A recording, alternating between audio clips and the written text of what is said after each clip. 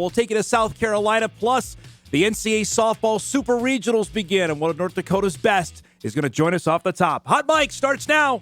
Hot Mic with Dom Izzo. Really? Really, Dom? No. I like what Dom's doing. Okay. Dom Izzo. Jeez, come on, Dom. What do you think I am, a magician? Yeah, I'm fired up, Dom. What else could I say? Absolutely. It was great to get on the field, and then Dom came up to me, and I'm trying to walk away from me. I just wanted to enjoy myself out there. Hot Mic. Great job. There's got to be some kind of intelligent question about something. Coach Dom Izzo, WDAY in Fargo, North Dakota. Can you give me a layup or something? Hot Mic. Presented by Northwestern Mutual. That program is second to none. On the networks of WDAY. You know, if it's not about sports, I find it very hard to concentrate. Here's Dom Izzo. Good Thursday morning. Welcome to the There is a Sun, it's back edition of Hot Mic on WDAY Extra. KSFL TV, good morning in Sioux Falls, KNBN in Rapid City, and Inforum.com. 22nd day of May. Yeah, that large yellow orb in the sky is the sun. We haven't seen it in about a week after it was 90 here. But it's back to the relief of everybody trying to play a tournament in this part of the world. We've got region softball, baseball tournaments. The state track meet starts today. It is a large sports day in our part of the world. Obviously, the Timberwolves have game 2 tonight. We'll get to that coming up later on in the show. You heard I mentioned officially today, I'm already wishing the summer away. We're 100 days out from the start of the Bison football season, which we'll have much more on that coming up later on in the show. Also, though, today, one of my favorite events, the NCAA softball tournament hits the super regional round. That's the best of 3. And yes, there is, of course, a North Dakota connection to that tournament. Alabama and Oklahoma will play tomorrow. Those are SEC schools, mind you. Reminder of that. Best of 3 in Norman. And Kindred's Abby Duchscherer starts our show this morning in Norman. It's great to see. I wore Alabama red for you today just to get ready for the appearance. It's great to see you.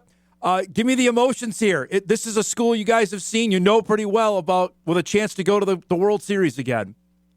I mean, we're always super excited to make your way back. At the end of the day, we're one of 16 teams still playing softball, so we're always grateful for the opportunity of that. It's not easy, so we're just super excited to bring it to Oklahoma this weekend. Knowing when you saw the bracket come out, what was the reactions like? Oh, we got a chance to play OU again.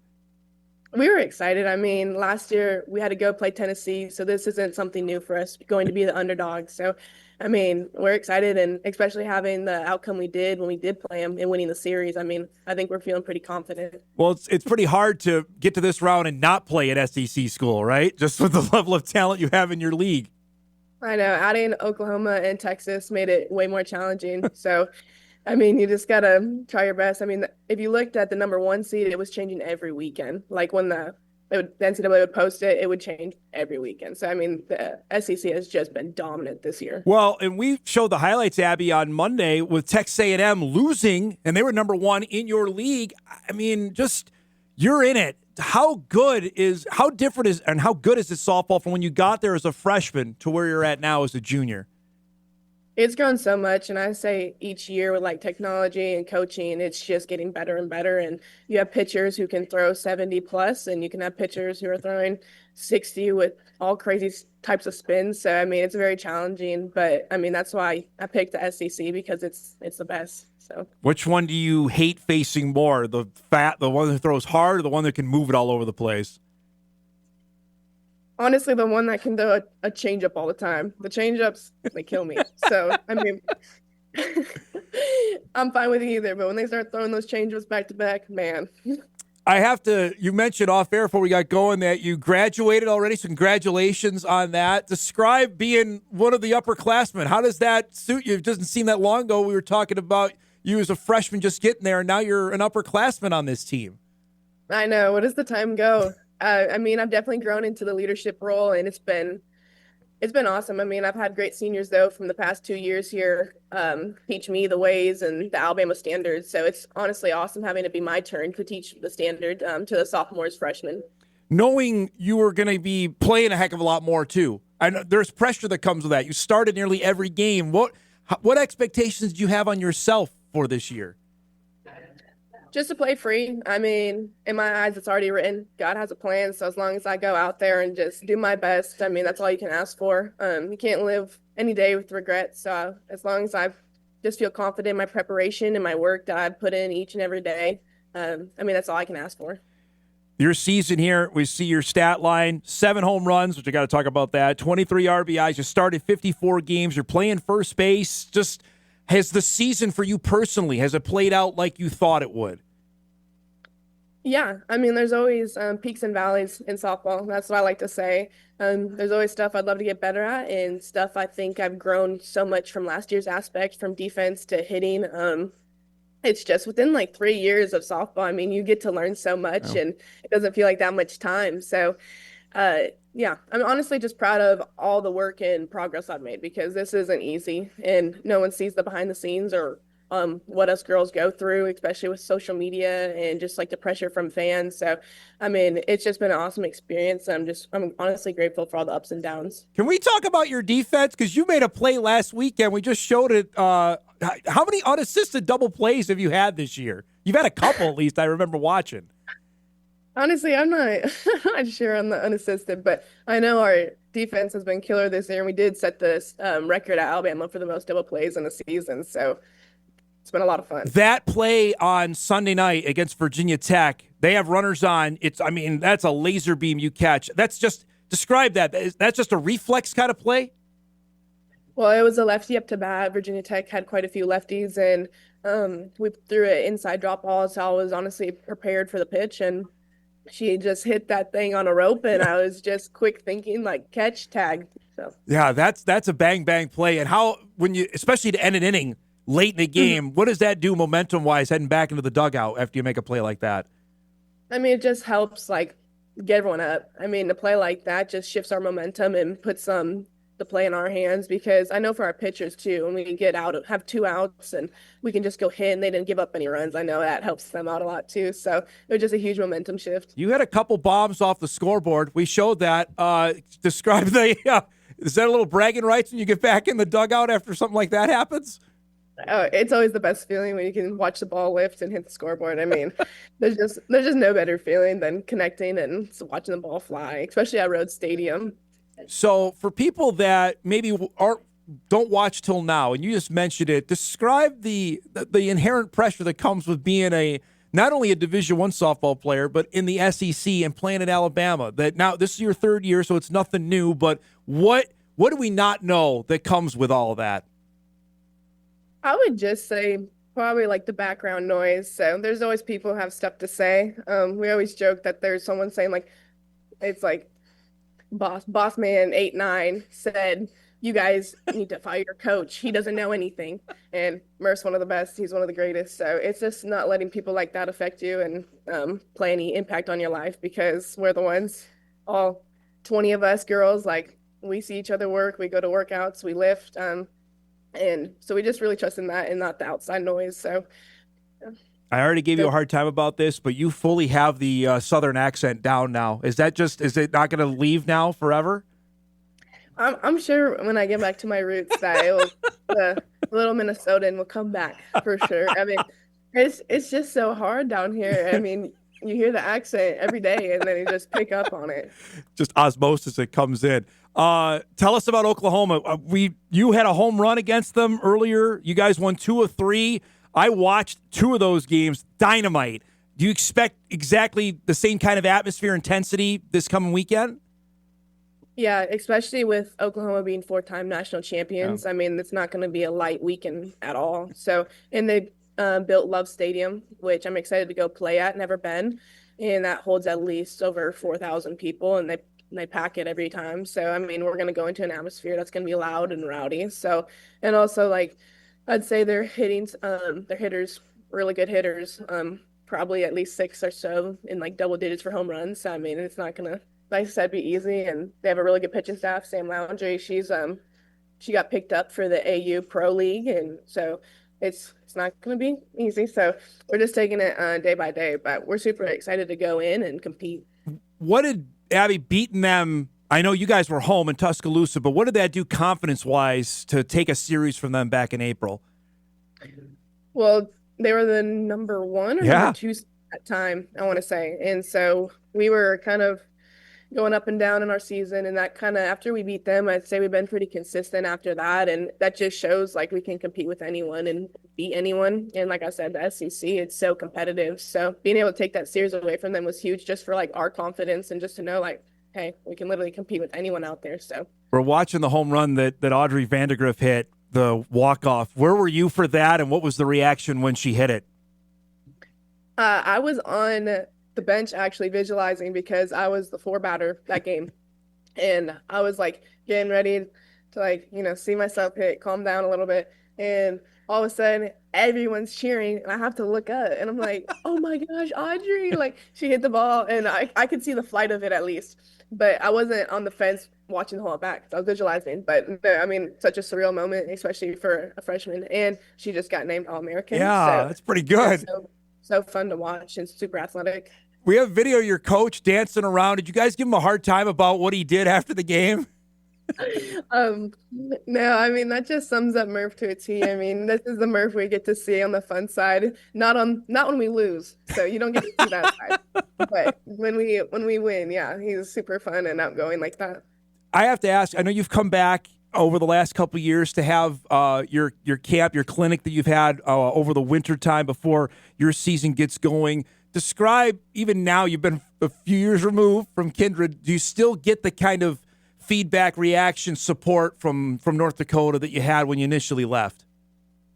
Yeah, certainly. I'd say, I mean, I think each year I grow some more respect by meeting younger girls and meeting their parents and just creating that relationship and just being able to talk about softball. I know I'd say in my high school years, I was definitely more known for basketball by, just North Dakota. And but growing in the softball aspect has been super cool and neat, because I've just met so many people and connections, especially through the ball yard with Mike too. Yeah. I mean, he's helped me with camps and clinics, and it's definitely a different side of the world, but something that really needs to grow, and I'm glad to be a part of it and just to help a little bit each day. So hopefully more camps to come, like maybe when I come back this summer and for sure in the winter. But I mean, it's definitely been an overall really cool experience. What is it like when you meet a 7-8-year-old that says, I want to be just like you?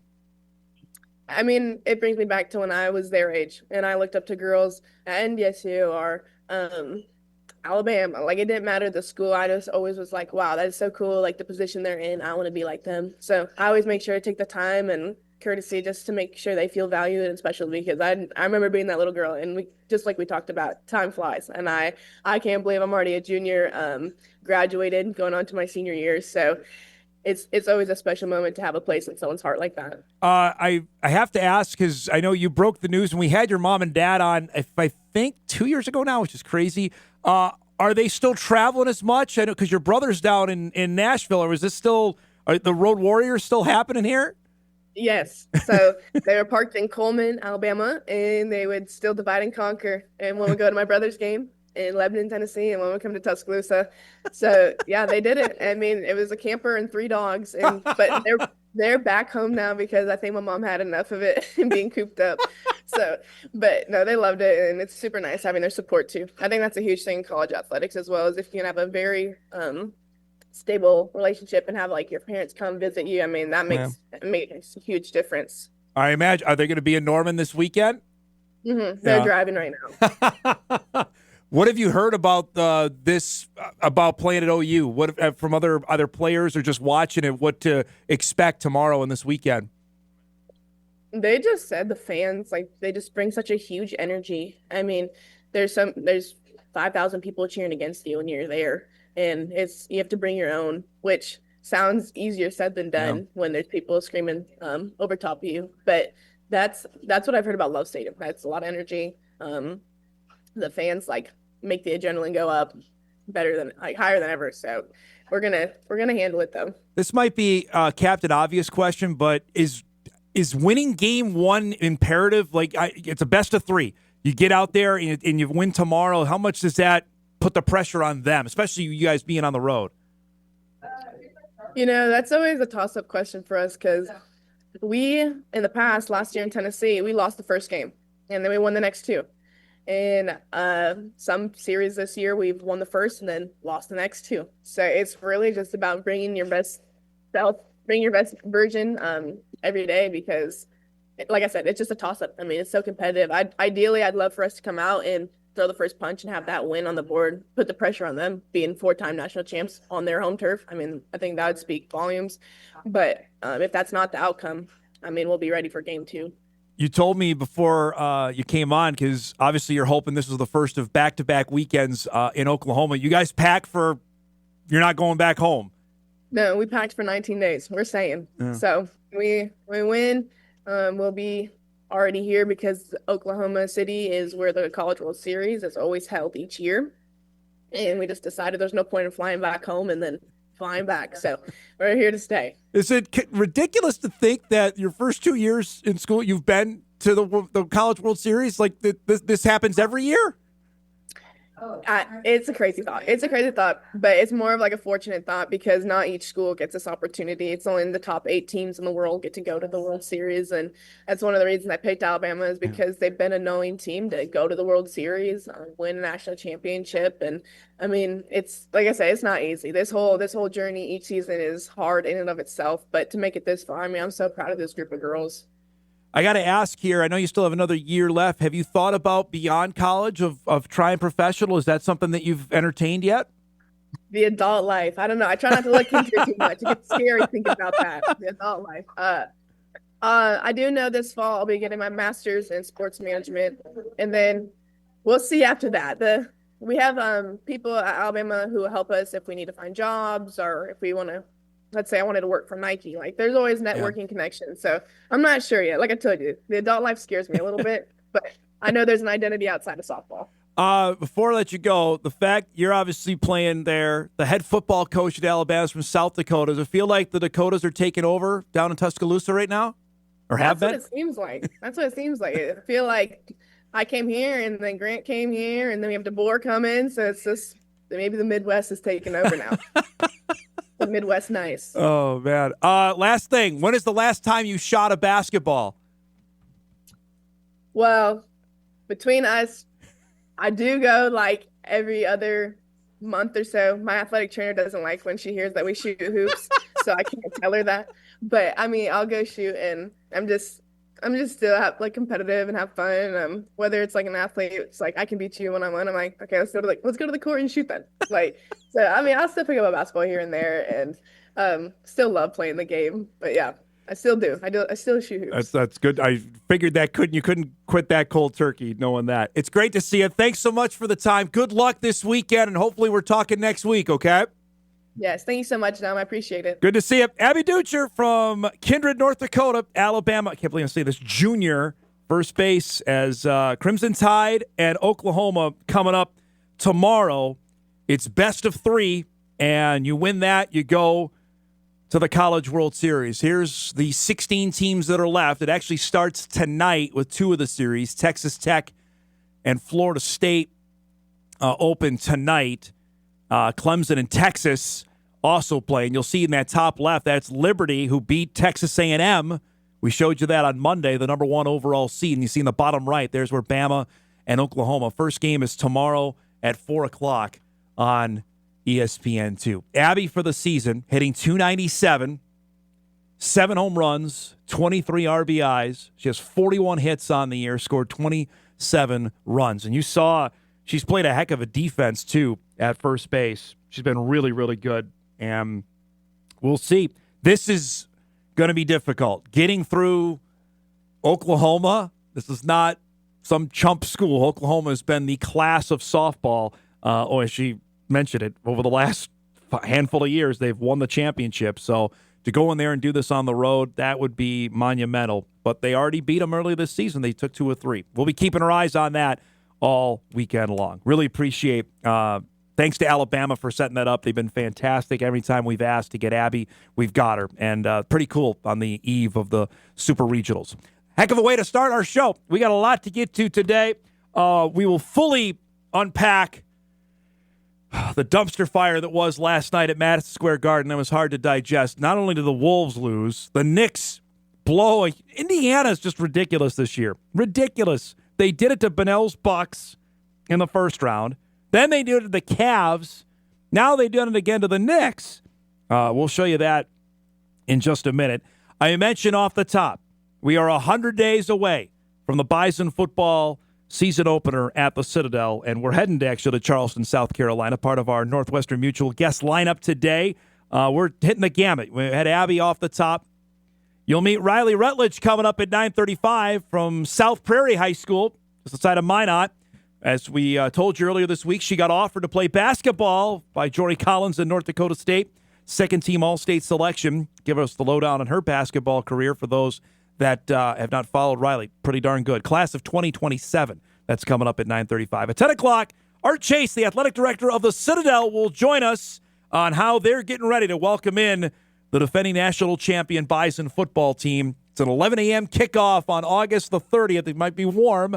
How they're prepping and what they have in store for NDSU coming up at 10 o'clock. And Alec Ausmus back with us. He joins us each and every Thursday at 10:35 to give us the lowdown on the Wolves, preview Game 2.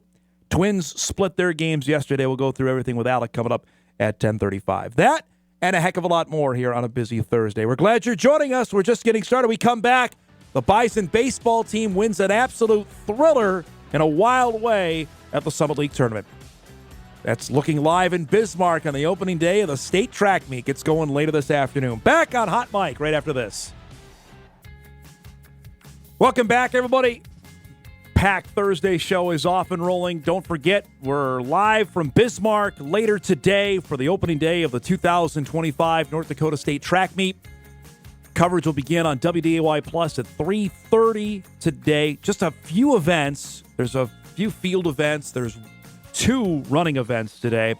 And then tomorrow, television coverage begins here on Extra at 1 o'clock. Saturday, we hit the air at 11 a.m. for all the finals on Saturday. First year of us televising it. Looking forward to it. You can stream everything, every event available on WDAY Plus over the next 3 days. Looking forward to that. We've got an army of people out in Bismarck and excited to bring that to you over the next handful of days, and then get ready a week from today for what I always call the week from hell, because they put 6 state tournaments in a 3-day span. I'll save that commentary for Tuesday of next week. I've got that all prepped. But that's coming up. We'll have all those for you a week from today. Speaking of tournaments, yesterday the Summit League baseball tournament began in Omaha. The Mavericks got to host because they finished second in the league standings a year ago. St. Thomas won it. They couldn't host, so Omaha was second. Therefore, they got to host this year's tournament. Oral Roberts, the top seed. South Dakota State, the 4 seed. North Dakota State, the 2 seed, facing the Mavericks, a team they just played on Saturday in a series that was shortened by rain to 1 game. We previewed Nolan Johnson on our newscast. You met him, who was the Summit League Pitcher of the Year. He was going for the Bison. Ben Weber was the starter yesterday for Omaha in an absolute pitcher's duel that came down to the most crazy ending that you can imagine. Johnson was sensational. Went 7 innings. Got the Bison on numerous jams. I'm going to apologize for the stream here. It's not great, but we'll give it to you what you can. Here was maybe the play of the game. Jake Schaffner makes a great diving play at short in the top of the 8th inning. Omaha had 2 runners on. Makes a fabulous play. Remember, he's up for the defensive. He won the Summit League Defensive Player of the Year. Get him out of a jam. Freshman Danny Lackenmeyer, who is also a Summit League first-team selection, was great yesterday. His best outing of the season out of the bullpen. He relieved Johnson. He went 3 innings and struck out 3. Bottom of the 10th, we're still scoreless. Schaffner leads off and ropes one to deep right center off the wall. He's hustling right out of the gates into third base with a leadoff triple. So the Bison have the winning run at third base with nobody out. The next batter up is freshman Dante Smith, who's had a dynamite year. He was a second-team Summit League selection. All he needs to do, fly ball to the outfield, will win the game. Instead, they uncork a wild pitch, and Schaffner will come home with the winning run, and that's how the Bison knock off the Mavericks in a walk-off 1-0 10-inning victory to get them into the winner's bracket later tonight. Johnson goes 7 innings and strikes out 6. He walked 3. Got to give a shout-out to Ben Weber. the starter for Omaha. 9 innings, 4 hits. He struck out 10. He threw 130 pitches. Yeah, we can do that, folks. Hello, Major League Baseball. Somebody can throw 130 pitches and their arm not fall off. But the Bison are moving on. So they will face Oral Roberts coming up later tonight. That's at 6 o'clock down in Omaha in the winner's bracket game. South Dakota State will face Omaha. The Jackrabbits lost to ORU 11-2. That's coming up this afternoon. That's a loser-out game. So whoever loses that, their season is done. The loser of tonight's game will face the winner of that game tomorrow.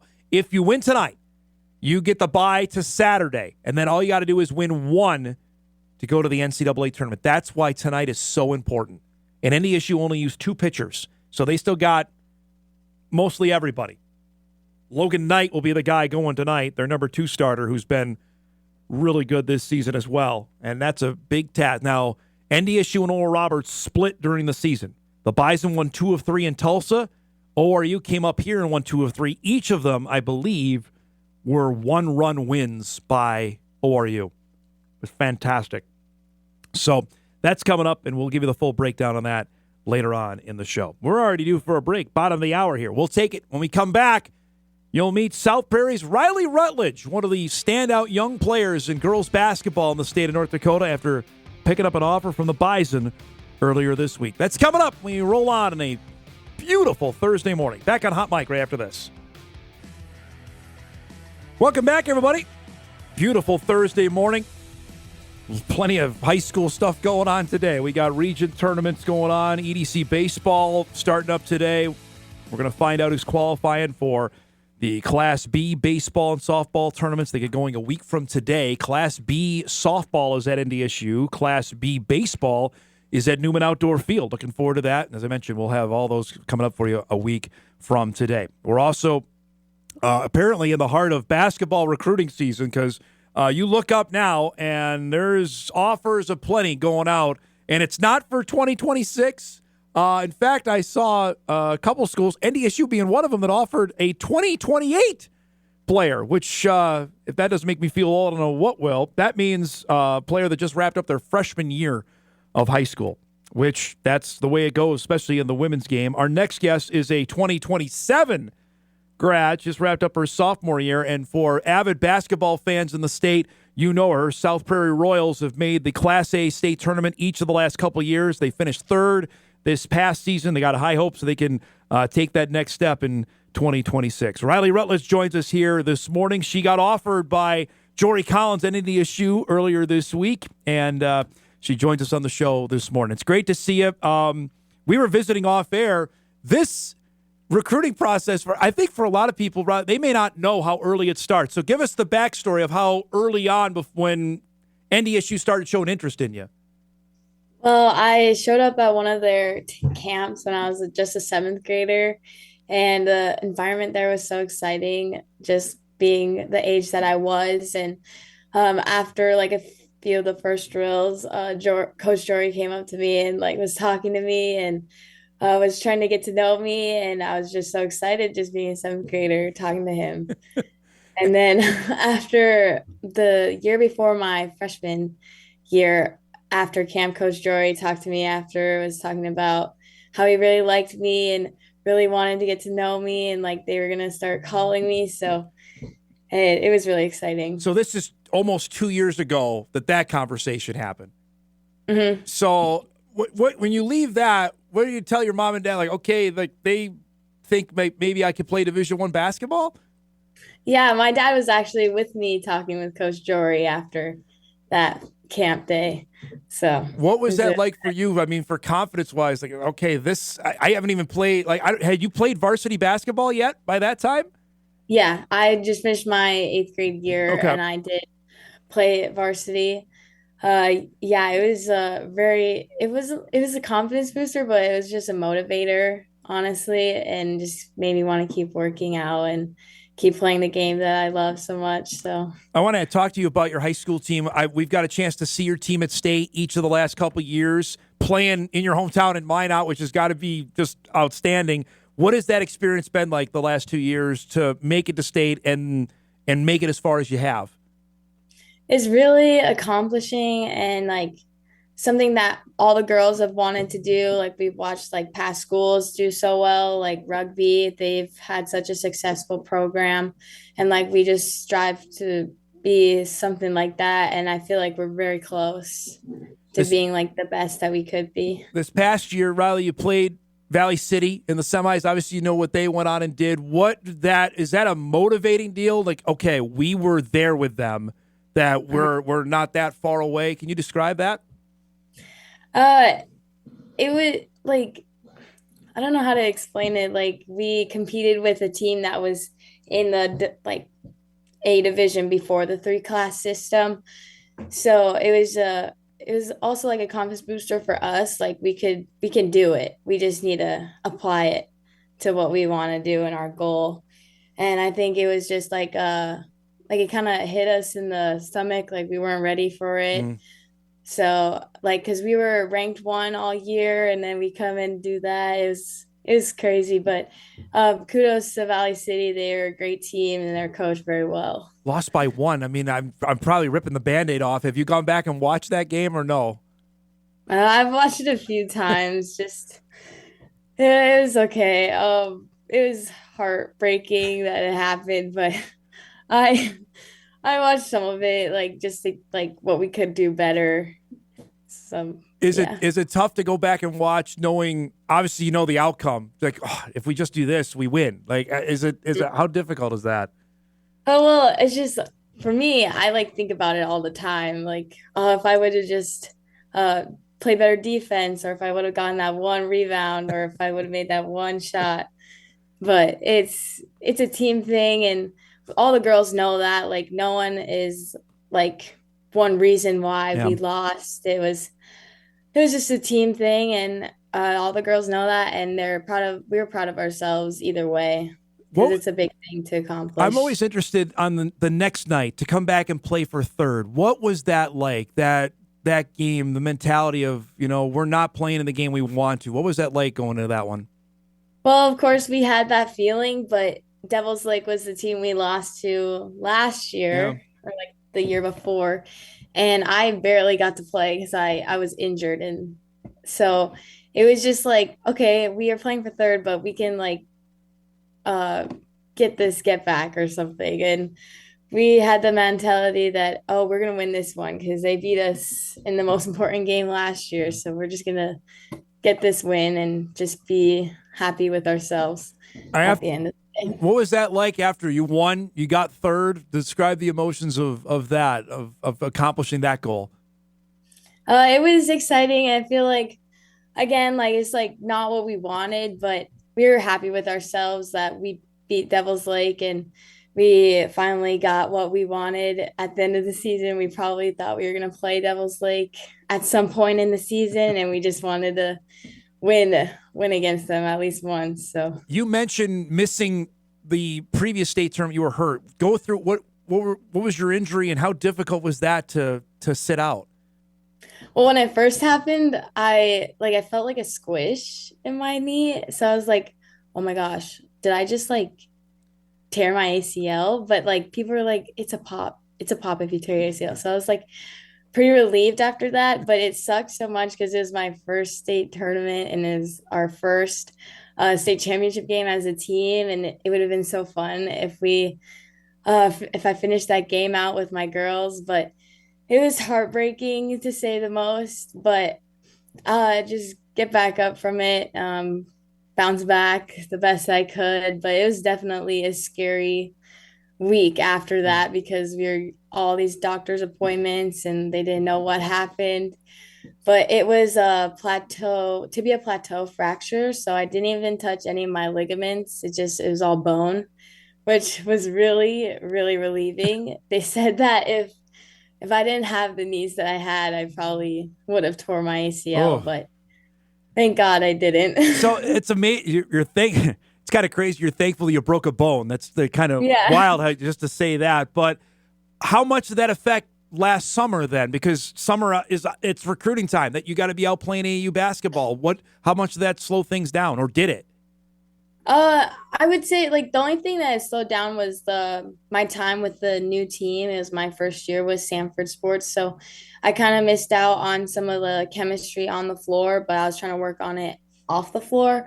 But most of all, like I missed a few tournaments and just like my body not being 100% when I did get back was kind of like a setback, but I just took the time and I was patient with the process and I kept doing all the strength workouts just to get myself back. And I do feel like 110% now. So I sometimes forget about it. That's fantastic. We're seeing highlights from this year. What position you feel more comfortable at? Are you point guard, shooting guard? Where do you feel like you're most comfortable on the floor?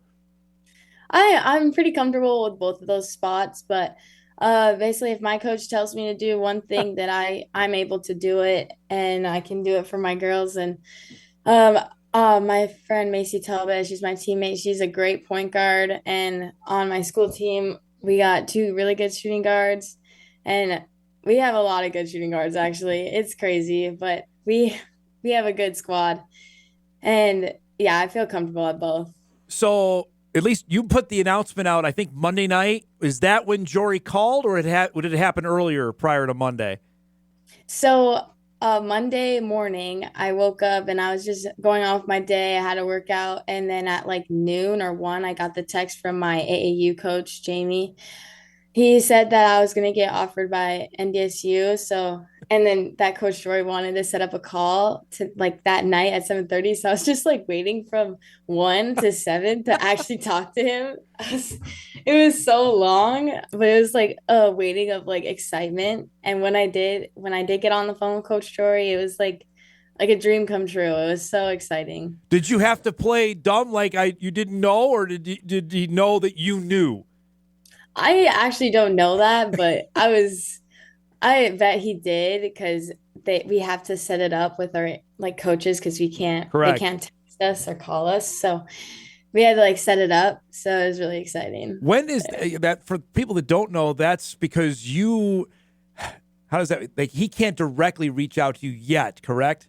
Yeah, June 1st is when they actually could text you and text you back.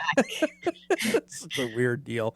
All right, so the offer comes. I mean, what's that emotion like when you hang up the phone? It's like a moment of relief because you're just waiting and waiting. But honestly, it was like all part of God's plan and God's timing. So just knowing that it happened is so like it's just a blessing. And I knew like my family would be so happy for me, and it was just such a emotion and so much dopamine, honestly. Okay, so you think, I mean, you've talked about NDSU forever. Is this something was a no-brainer? Like, okay, if they offer, I'm going to do this, or what was the thought process after hanging up the phone? Well, my parents and I, we literally talked for I don't know how long, but it was it was a no-brainer, honestly. Like I told my dad that if Coach Jory did offer me, I would do it. And it's like, I mean, why waste time if it's somewhere where you want to be so bad and you just longed for it for that long. All right, so you're breaking some news for us here that you're going to commit to NDSU then? Yeah, I verbally committed to NDSU, so wow. It's really exciting. Yeah, congratulations. We got some breaking news here on the show. That's fantastic. So did you commit then, or did you call him back? I called him back the next day. I thought I was going to call him back that night. You wanted to sleep on it? Yeah. But yeah, it's really exciting. The phone call with him was exciting. I just told him that I really wanted to be a part of the Bison culture, and I've always wanted to be a Bison since the day I walked out at camp when I was a 7th grader. So wow. It was really exciting.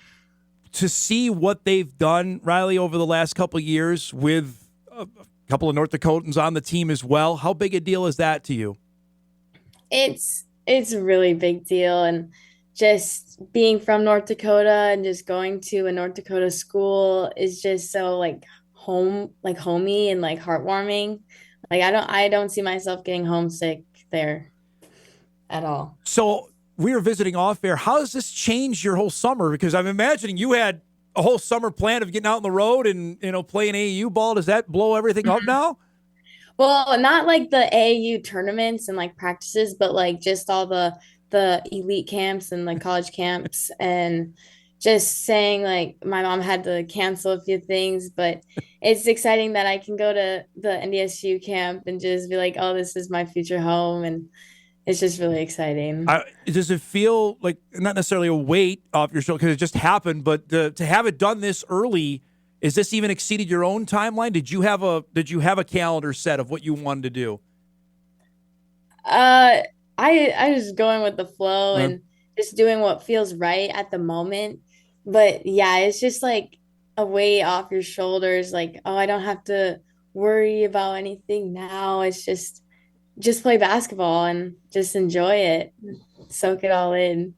It seems like you had a permanent smile on your face. Has that been the case the last couple of days after this being done? Oh yeah, it definitely was. Just also like going to my trainer, and he's really excited. It's just like all of my friends and family around me are just so excited, and it just puts a smile on my face for that. Well, I appreciate you sharing that info with us today. That's awesome. Last thing before I let you go, then, what do you see what you need to do now to get? I mean, granted, it's 2 years before you're even done with high school. Where do you want to get better? What areas you want to say, okay, this is where I got to go before I'm ready for college? Definitely the weight room. Just getting in there all the time, just getting bigger, and just keeping my ability sharp, and just enjoying it and getting lost in the process, and just keep doing the things I have been doing, and like just have a good season with my girls, with South Prairie, and just exciting times. Is there people out there that don't know this happened? If they're watching, is this breaking news to them? Oh, some it might. Nice. All right. That's what I like to hear. Fantastic. But I'm going down to campus tomorrow morning, so it's really exciting then, awesome. too. Well, I appreciate you sharing the news with us here. That's fantastic. Yeah. Congratulations. Stay healthy. Have a great summer, and we'll hopefully see you again next winter when you guys are roaring again, all right? Yes, thank you so much. Appreciate it. Rylee Routledge from South Prairie High School in Minot, North Dakota, announcing here on Hot Mic, there you go, folks, that she is verbally committed to play basketball at North Dakota State. Class of 2027, not necessarily right around the corner, but that's the way it works, especially in the women's game. That she didn't want to hesitate. You heard that. She wanted to go, and done deal. Appreciate her coming on this morning. And how about that? I've been waiting to have at least one time we can get a breaking news announcement. So there we have it from Rylee announcing she's committing to NDSU there on the show. We're overdue for a break. We'll get caught up here. Big second hour planned. As we mentioned, official countdown to the Bison football season begins today. Back on Hot Mic here in just a couple minutes. All right, welcome back. Again, if you just missed it, we had a commitment happen on our airwaves there. Rylee Routledge from South Prairie High School. That's just South Minot. It's about 20 minutes, I want to say, from there to the Minot State Dome, announcing that she's going to play basketball at North Dakota State. So the Bison now have their first commitment for 2027. They've got one already for 26. I know they're working on it, and that 27 class we know is loaded. 27's got at least 3 North Dakotans in it that they're got their eyes on. Rylee being one of them. Marley Falcon's another.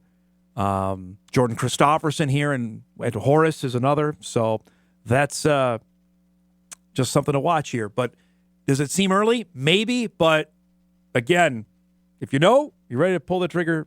She was, and she's in the boat. All right, it's time to rip the Band-Aid off. I've done it. I've waited 50 some odd minutes into the show from last night's game, which you've probably seen it everywhere, but we'll relive it here, of Game 1, Pacers-Knicks, Eastern Conference Finals last night.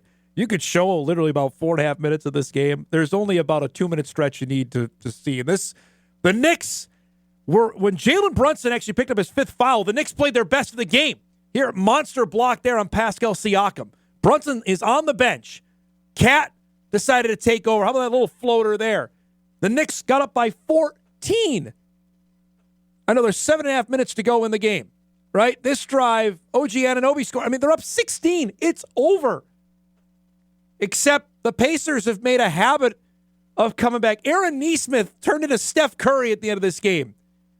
He had 5 threes in the final 5 minutes of this game. And all of a sudden, it's a 2-point lead. Yeah, that's every Knick fan. Exactly right. What happened at the end defies description. Halliburton nearly lost it, comes back. No, I'm going to shoot a 3. Bounces on the rim and in. And in. And he gives the choke side like Reggie Miller did to the Knicks in 1995. Now, wait. When I saw it, like I threw my remote. I'm like, come on. Really? Watch his right foot. It is on the line. So it's a 2-point shot. It means overtime, not game winner. So the Knicks still had a chance to win this game. Except Obi Toppin, former Knick. Why can't the Knicks get players like him decided to kill the Knicks? What is the defense? What are we doing? Another dunk. Remember Toppin? That should have been an and one, by the way. Remember Toppin did that to the Wolves where he hit like 4 threes? This Indiana team, man, they are tough. Now, the Knicks still have a shot here. Down 3, Brunson, air ball. You can tell the Knicks. And then Cat gets a chance to tie it and barely gets the rim. And that will wrap it up. Pacers beat New York 138 to 135 in overtime in one of the best games you'll see in a long, long time. So the Pacers take game 1, lead the series 1-0, with game 2 coming up tomorrow night at MSG. That was if you had no rooting interest and just said, you know what, I'm going to watch the game, that you left that one saying, boy, that was a fabulous game. Eric's got the tweet of, I saw this up. This is what the Pacers have done in 3 separate series. They're down 7. That's game 5 against Milwaukee, right? The first one on the left. Sorry. With 34 seconds left in game 5. Down 7, they came back and won that game. Game 2 against the Cavs. Down 7 with 46 seconds left. Came back and won that game. And then last night, down 9 with 53 seconds left and came back and won. Magic is all you can describe. Absolute sorcery of what the Pacers have done. So, that's fancy. Who made that? That's really sharp. Did Strecker make that? That's really cool. So we got game 2 tonight. Oklahoma City leading the Wolves 1-0, and then tomorrow night, Knicks Pacers. That is sharp. I love that here in the NBA Conference Finals. Good stuff. All right, we're due for a break. We come back. We're going to switch things up here. We're going to have Alec Ausmus join us now. Art Chase from the Citadel coming up in about a half hour on a packed Thursday morning show. Rolls on here on WDAY Extra, Inforum.com. Back for hour 2 after this. This is Hot Mic. Hot Mic. On the networks of WDAY. WDAY. Here's Dom Izzo.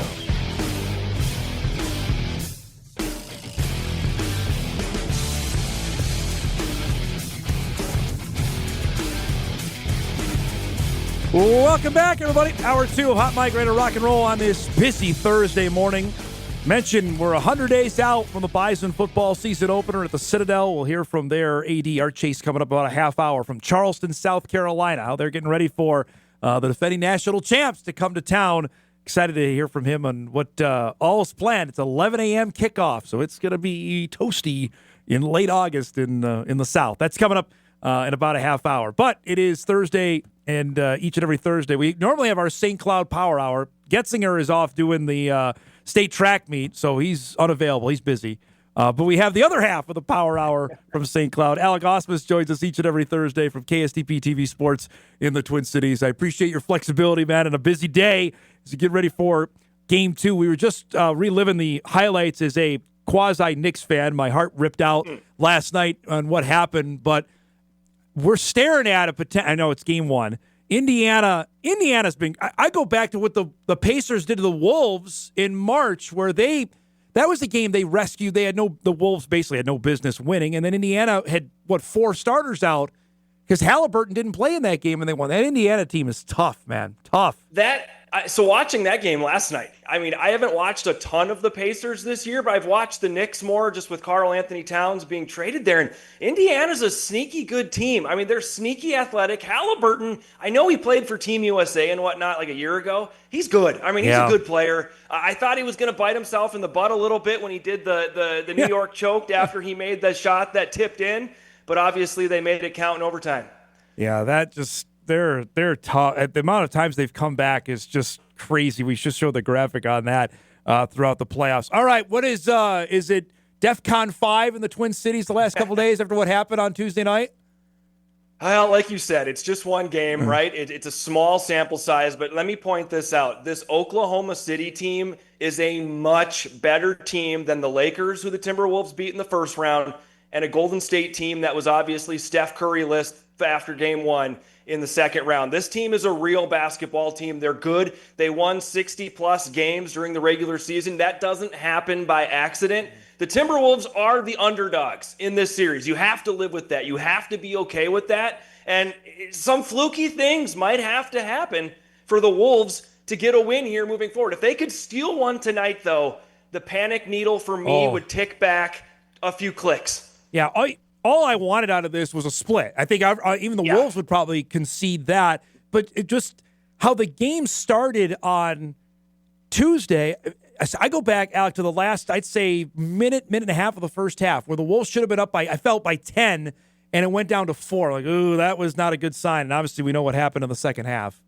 Yeah, there was moments, Dom, in the first half where I said to one of my coworkers in the sports office, gosh, I think OKC is actually fatigued from going Game 7 against Denver. They looked like it. They weren't scoring like they can. The Timberwolves opened the game on that 8-0 run. Things are looking good. But I think about this, though. Rudy Gobert, for example, 2 fouls in the first 90 seconds of the game? That was kind of weird. To end the first half, to your point, Julius Randle has a turnover on one end, then he goes down and gets a foul on the other end, and OKC gets the and one. So it's just the first half ended with some momentum for OKC, and clearly it carried over to the second half, outscoring the Wolves 70-40 in the second half. Things got weird. It looked like the Thunder were daring the Timberwolves to shoot three-pointers. It seemed like at halftime, the adjustments they made were, we're going to stop Julius Randle, we're not going to let him drive, and we're not going to let Anthony Edwards drive, and we're going to dare the rest of your guys to shoot threes. 51 three-pointers, and they made 15 of them. The plan worked for the Thunder. Have the Wolves played a good game yet in the playoffs? I don't know if they have. Well, their bench certainly hasn't. No. I mean, Nickeil Alexander-Walker has had one good game, in that Golden State series where he had 20 points and hit a couple three-pointers, but those guys need to be better. Ugh. I understand if Anthony Edwards isn't going to give you 30-plus points in a playoff game. I can live with that. But the turnovers need to go down, and the bench needs to be better. I have the numbers right here. Nickeil Alexander-Walker, 3 for 11. Dante DiVincenzo, 3 for 14. Naz Reid, 1 for 11. Yep. Naz Reid potentially could be a starter on some teams. He needs to be better. He acknowledged that after the game. He said that he threw up some bricks in the game, and that's exactly what he did. So those guys, first and foremost, need to shoot better tonight, or the Timberwolves won't have a chance. Yeah, I don't want to spend too much time on the foul stuff because it's everyone else is wasting oxygen on it. I don't. The fact is, we showed just where you were talking there. The Wolves committed, I think, 6 turnovers in the first 7 minutes or something crazy. I mean, that alone, we talked about it when you were on last week, knowing if it was going to be OKC who they're going to play. They can't. They turned it over 20 times against Golden State in Game 5. They do that, they have no chance in this. This will be quick. And the Thunder, I mean, 31 points off turnovers. So now. Oklahoma City is a good defensive team. You're probably going to give up 10 to 12 turnovers against this Oklahoma City team regardless. 21, though, way too many. 31 points for the Thunder off these turnovers. They know what to do when you turn the ball over. They know fast break, run, and they're really good at it. Shai Gilgeous-Alexander, not even to bring up the foul situation, but he is so good.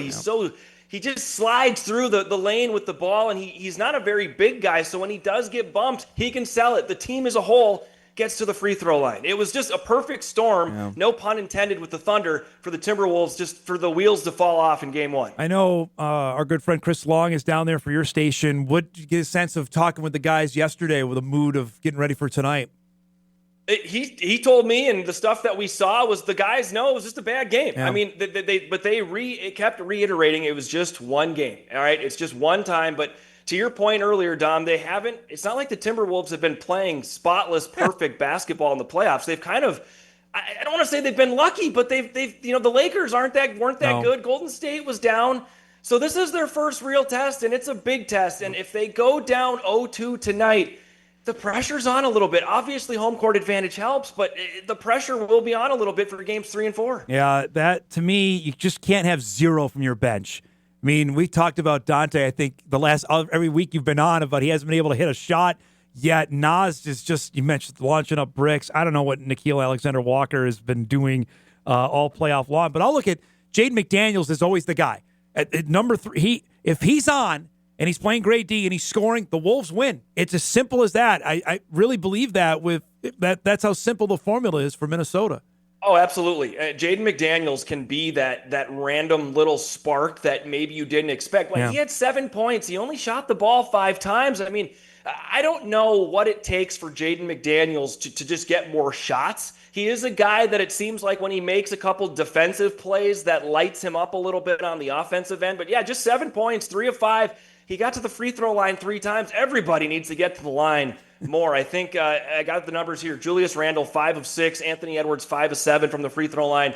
They just need to get to the line more. And like you said, Dom, we're not here to talk about the refereeing, but at one point it was like 22-1 on free throw attempts. Thunder with 22, Timberwolves with 1. And that's a little bit guys needing to just be more aggressive and get to the line more. But that number does stand out a little bit. I'm curious. I was watching the Pacers game, so I didn't see last night. The Lynx went to 3-0 as they beat Paige Beckers, and the place looked packed. Just looking at a few photos, which is not surprising, but atmosphere at Target Center looked like it was electric last night for Paige Beckers' return. WNBA is growing, and here in Minneapolis, as we all know, the Lynx have had good runs, right? They have 4 championships. I can't remember the years, 2011, 13, 14, 15. It was a good run in that stretch with Maya Moore. Women's basketball is always a big deal here in Minneapolis.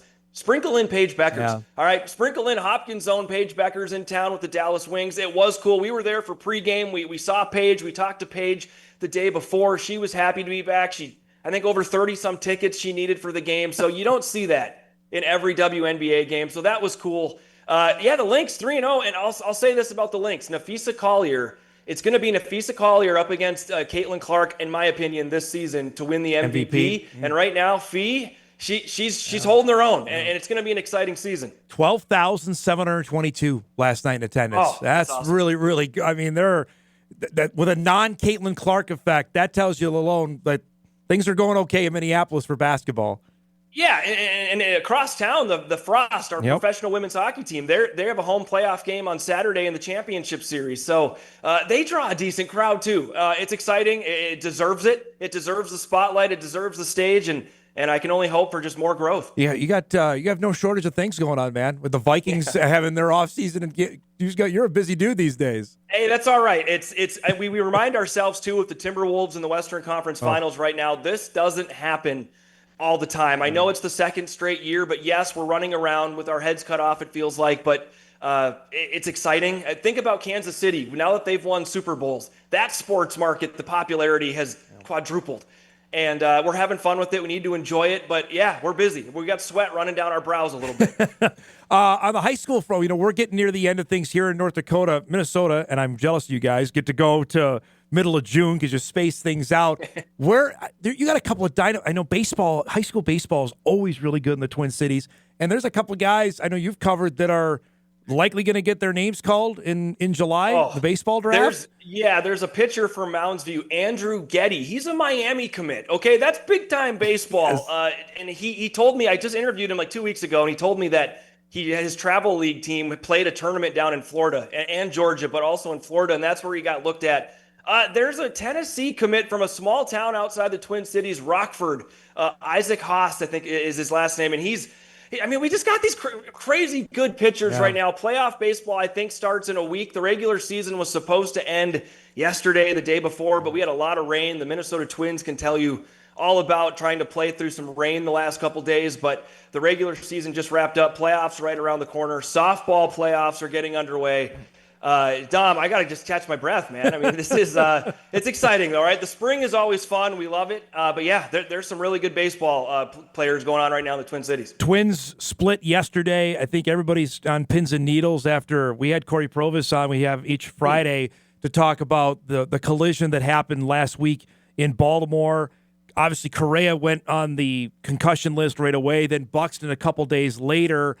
You worry, Alec, because Buxton has had previous head injuries, concussion issues that you're always susceptible for more. And he was playing so well. That's the part that really stinks on this.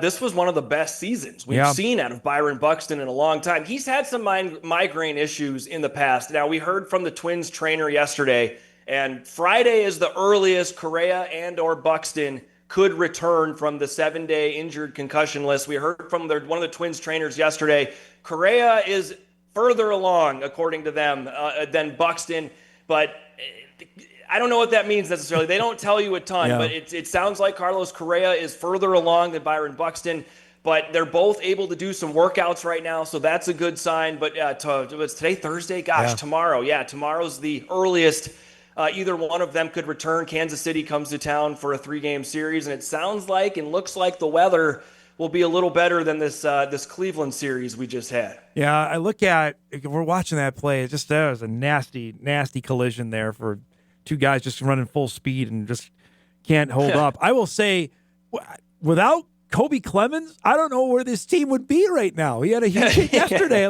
That's something I did not expect to be saying anytime in 2025.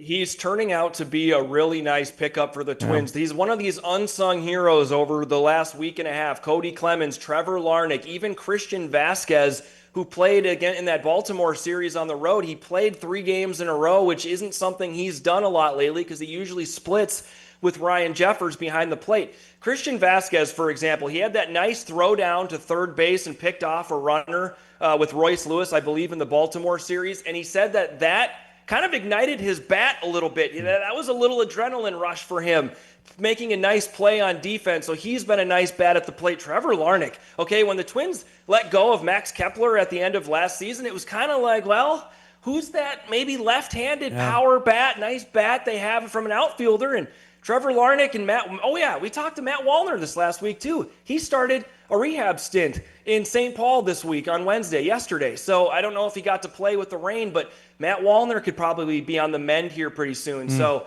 Cody Clemens, Trevor Larnach, Matt Wallner, these are some of the unsung heroes that the Twins maybe weren't expecting to be all-stars, but they've been producing, and they'll take it. I got to ask for I'll let you go because we had Johnny Tower on the show last week, and invariably I had to ask him about St. Thomas, Minnesota playing basketball. Honestly, you live down there, you're in it. How often is that brought up? It's brought up here about why the Gophers don't play St. Thomas. How constant is that a conversation down in your neck of the woods? It gets brought up all the time. And Ben Johnson with the Gophers, great guy, but he wanted nothing to do with St. Thomas. He had nothing to gain from that because he should beat them. And they're good. Johnny Tower runs a tight ship. He's a great coach. Love Johnny Tower. That would have been a competitive game. I think Nico Medved will open the door to that, and I do think we will see it, especially when that new arena opens up for St. Thomas. Well, Alec, I was going through this because they're in the Summit League, obviously, so they compete with North Dakota State, North Dakota South. They won back-to-back years in baseball. They won the league in softball. They have, obviously, men's basketball is on the doorstep of making the NCAA tournament if they were allowed. Women's basketball had its best year. They're coming. They are. Once they're eligible next year, that's going to be an issue for the rest of the league, man. They're not going anywhere. Well, and speaking of that new arena, that's going to help the hockey programs with recruiting as well. I mean, hockey, I think all the programs are going to work, but I think hockey is going to be a big threat to the Gophers, the St. Cloud States, the UMDs of the area. They already do a nice job recruiting some of the local players that don't necessarily want to go out of state. Now sprinkle in a new arena. It's exciting, Dom. The football team even won their league 2 years ago, and it couldn't really advance with it. They need a bigger area to play in, too, if they want to. They're trying to up that as well. I mean, North Dakota State is the pinnacle of what that FCS football level looks like. And I think if St. Thomas could ever be even in that same conversation as the North Dakota States, South Dakota States, that should be the goal that they're after right now. It's great to see you, bud. Thanks so much for flipping today. I know I don't have to worry about you staying busy. Try and get some rest when you can, and we'll talk to you next week, all right? Always a pleasure, Dom. Thanks for having me. There we'll you see go. You next week. Alec Ausmus from KSTP TV Sports down in the Twin Cities giving us the lowdown on everything. Twins are off today after they split. They won the resume game, and then the game scheduled for yesterday. Cleveland got that, but they'll be back on the diamond tomorrow. In Kansas City comes to town. So you mentioned, obviously, we got Wolves and Thunder coming up, game number 2 tonight. We'll break. We come back, got a few emails to get to. And don't forget, Art Chase from the Citadel going to join us here in about 15 minutes. Back on a beautiful Tuesday morning edition of Hot Mike right after this.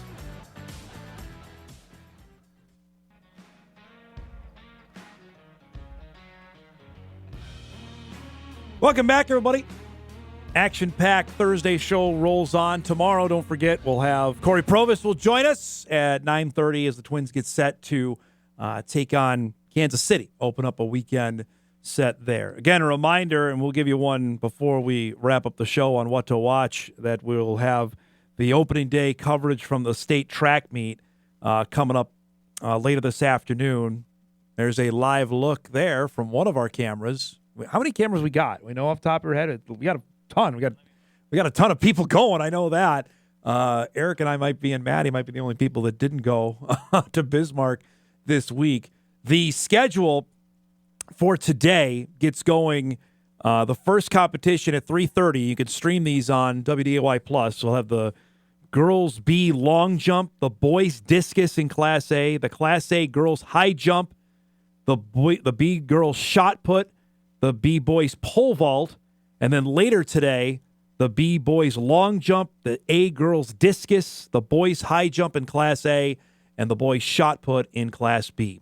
For running events, the first running event comes at 4:30, the 4x2 relay, followed by the 3,200 run at 5:15. That's the only final. That's the only awards they'll be given out on the track tonight. We'll have others given out in field events, and you'll be able to see that coming up on Plus today. TV coverage starts tomorrow on that stuff. So looking forward to it. 10 cameras in total. Holy cow. All right. So we got everything covered. If it's happening, we're going to have it for you over the next couple days. Let's do a couple emails here that we have a few minutes just to brief. It's been tight-packed today. Dom, in 100 days, I have mixed feelings about this. On one hand, I really miss my Bison football and what the 2025 team can do. On the other hand, I don't want the summer to go too fast. I need to get my golf in. I understand. It's hard to miss, though, on any social media accounts today that they are, if you're starting play on August 30th, everybody is touting the fact that they're getting their season going here in 100 days. So that's pretty cool. So I'm excited about that. What do you got for me? You can just pop on. You don't have to tell me. Well, I didn't want to be rude. No, you're fine. Come on. Interrupt. You're fine. What's up? You guys mentioned it with Alec. How St. Thomas baseball and softball both won the league. Right. And then next year the winning team hosts. Now that they're eligible, do they get to host next year? So I believe that's the case. I've asked that. I have not got an answer from the league office on that. Because you could have both tournaments down in Minneapolis. Correct. Down in St. Paul or wherever they are. Yep, that's St. Paul. Yep. I don't know if they can. I don't know if softball can. That one I'm intrigued on. Like, you got to have a certain facility. Like, you got to have requirements to be able to do it. So, although I'll throw them under the bus. The Omaha web feed left a lot to be desired after. I'll just say we televised that event 2 years ago. I thought we did a heck of a job. It was one of my favorite events that we've done. Was the Summer League baseball tournament a couple of years ago when that Oral Roberts team came through here and went all the way to the College World Series. That was fantastic, but that's the deal. But to Eric's question, that's how it goes. If you win the regular season, then you get to host next year in certain sports like baseball, softball, and since St. Thomas and ORU shared it though in baseball.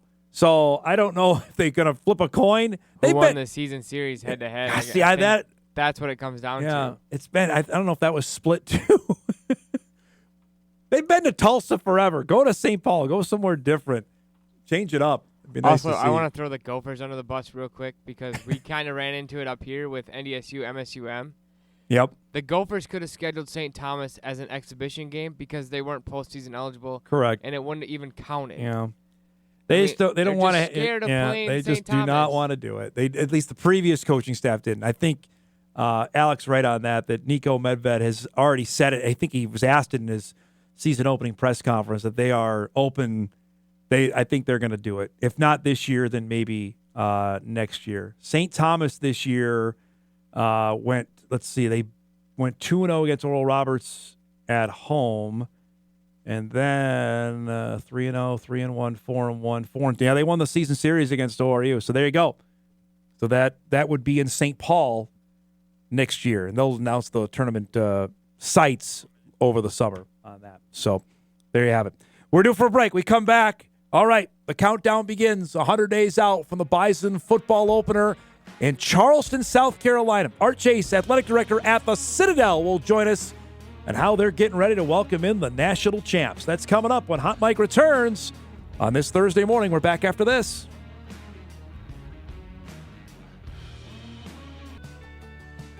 Welcome back, everybody. Thursday morning show rolls on here as sun's finally back out.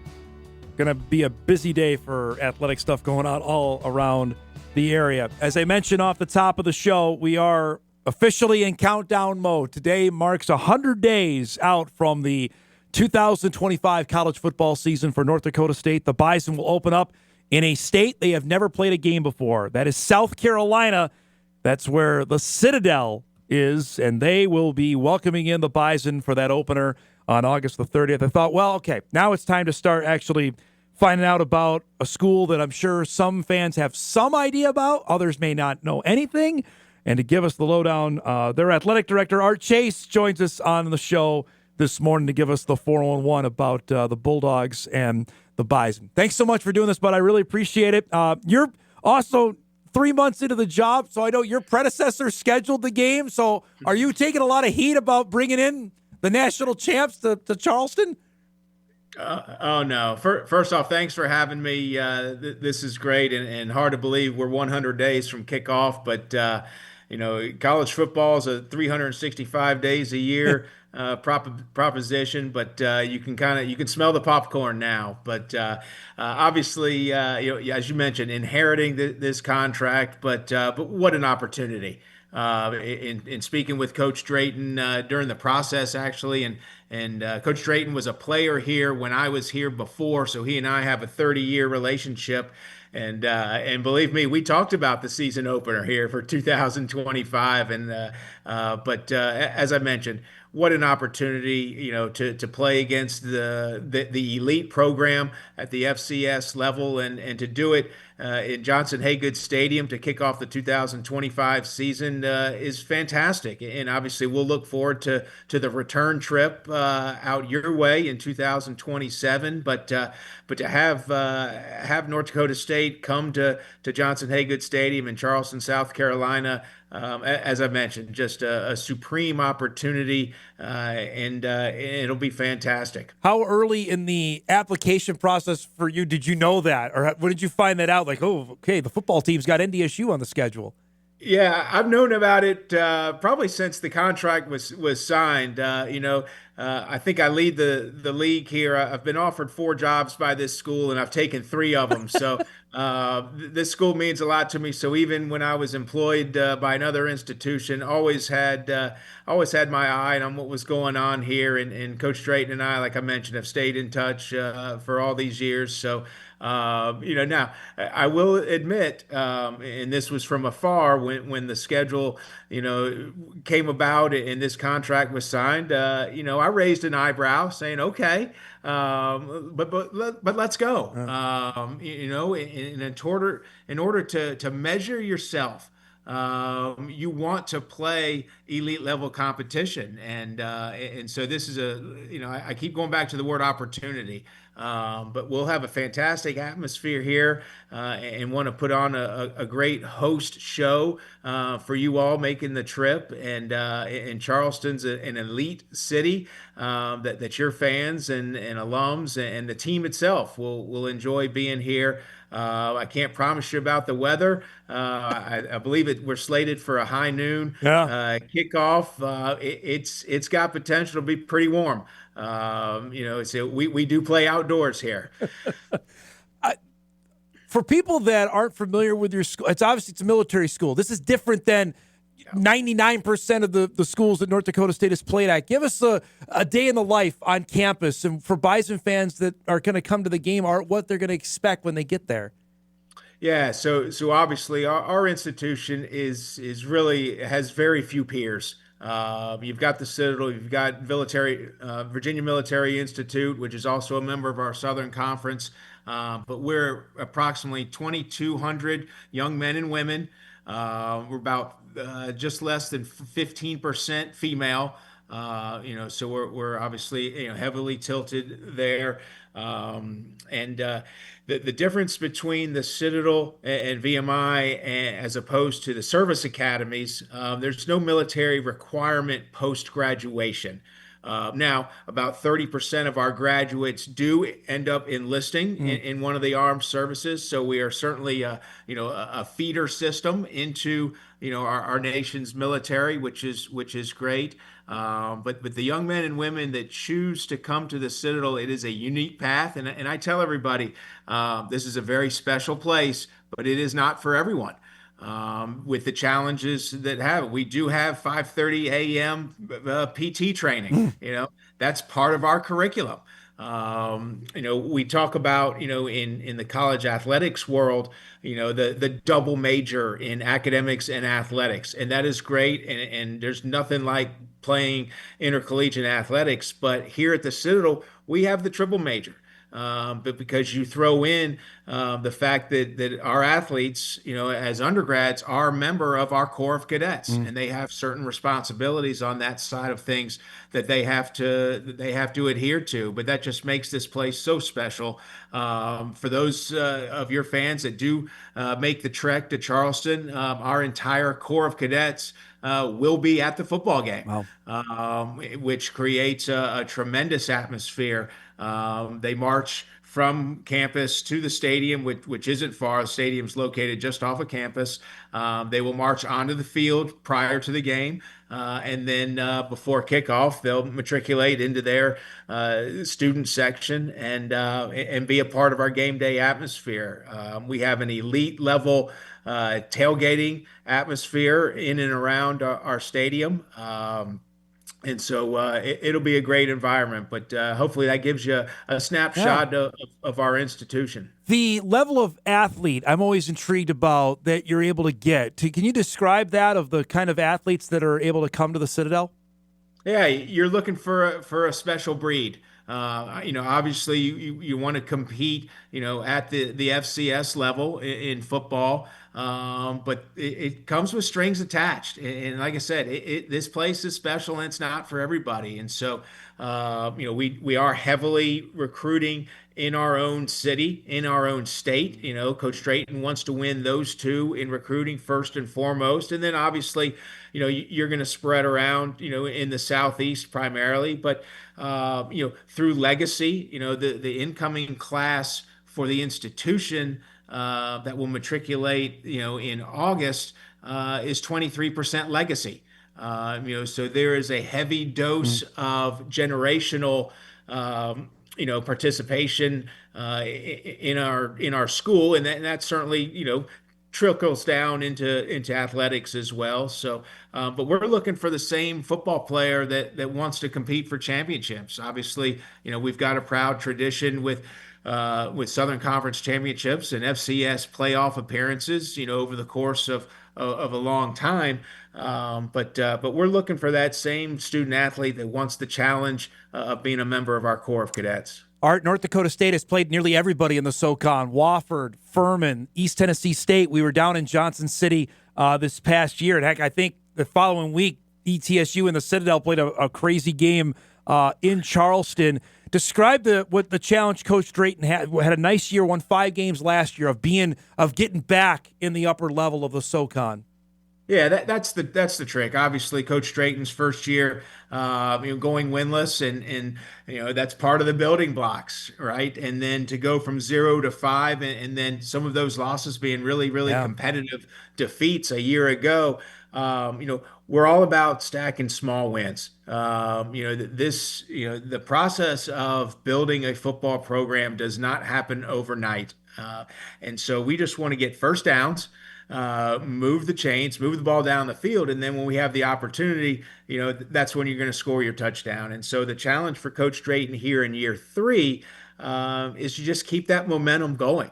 And obviously playing, North Dakota State, will give us a great bar to measure against. And that's just from the sheer competition level. And looking across the sidelines, obviously, what the coaches have done at North Dakota State for years now, decades, have set the standard. And so this gives us a great opportunity to see where we're at and see where we need to get to in order to be, in that realm, because the bottom line is get in the playoff field. Yeah. That's the beauty of FCS football. Get in the playoff field, and then for 60 minutes, anybody can beat anybody. We've seen that, and that's the history of sport, going back, a million years. And so, getting to the playoffs is certainly the path that we're striving for. And we're lucky that we can compete for a conference championship along the way. Last thing before I let you go, the anticipation for this. I know Charleston's a great sports city. It's Labor Day weekend, or getting ready for it. What are the anticipation of getting the Bison there? What have you heard? And are you expecting a big crowd for this game? Yeah, we certainly are. I haven't had, communication yet with the administration, at North Dakota State to see exactly, where we feel we're going to be. But all I can tell you is Charleston is an elite city to visit. Obviously on the coast, it's a food city. There's so much history here. Yeah. You can spend a month here. I know, nobody wants to show up August 1st for an August 30 game, but if you got time to kill, all right. Go ahead and do it, because you can't stay after the game because you got to get other games, that you got to go see. But I would encourage everybody that can make the trip. You will not be disappointed in the city of Charleston.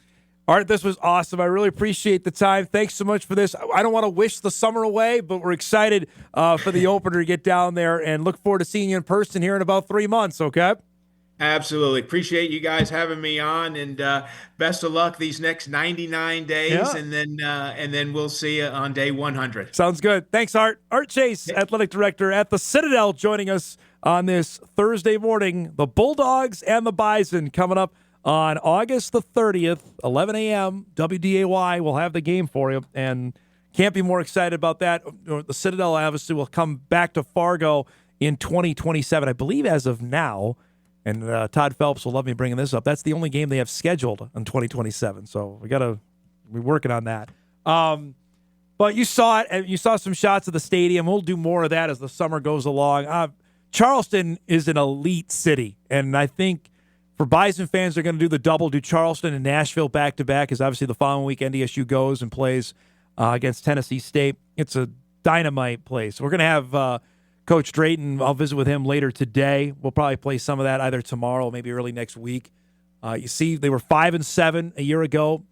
They last made the FCS playoffs in 2016. It's been up and down over the last handful of years. They didn't win a game in 2023, and then burst out with 5 wins a season ago.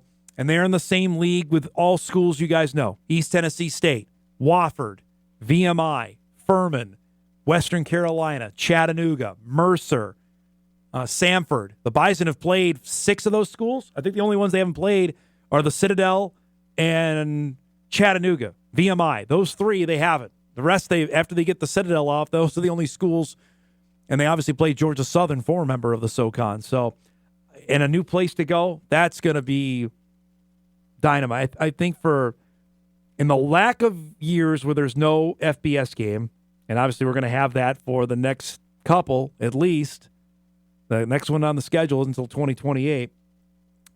The new locations are up there. I think there was a good crowd that went to Johnson City last year to go to Tennessee. There'll be, I think, a really good crowd that goes to Nashville, maybe twice. We'll see what happens with this team. I think there's some interest going to South Carolina. There was certainly interest when the Bison went to Delaware. We were out, Eric and I were there in Maryland. That's a long ways from Fargo. There was a decent crowd that went there.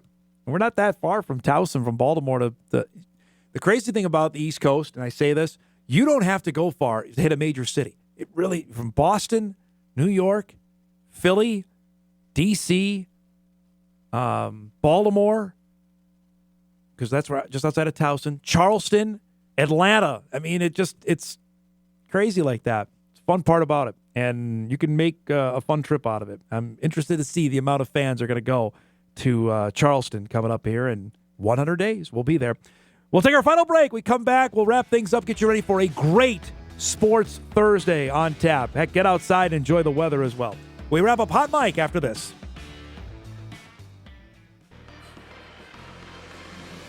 All right. That was a action-packed show here on a Thursday morning. As I mentioned, tomorrow Corey Provis will join us. Much more on the Twins getting ready for their series with Kansas City. Got a couple other special guests we're working on for tomorrow's show.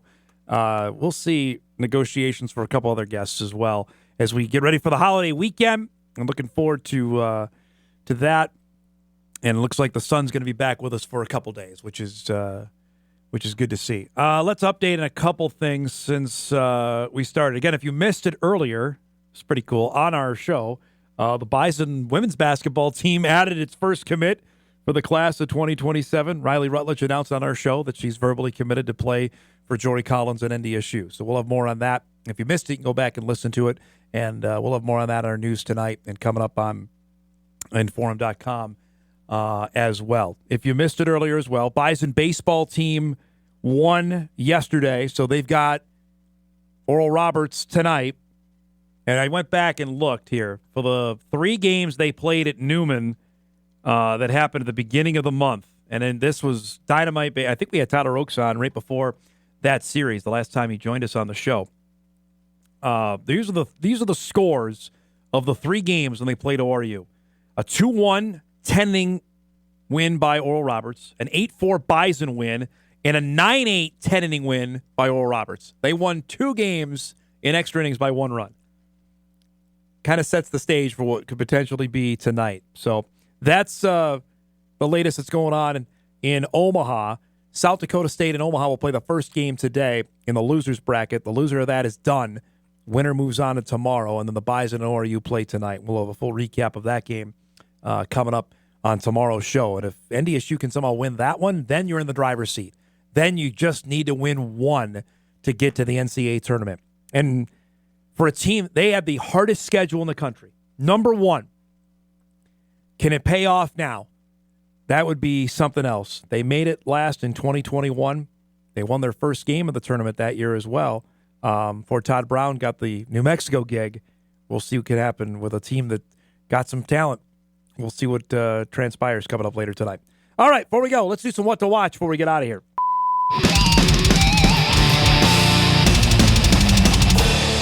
Don't forget, the state track meet begins in Bismarck later today.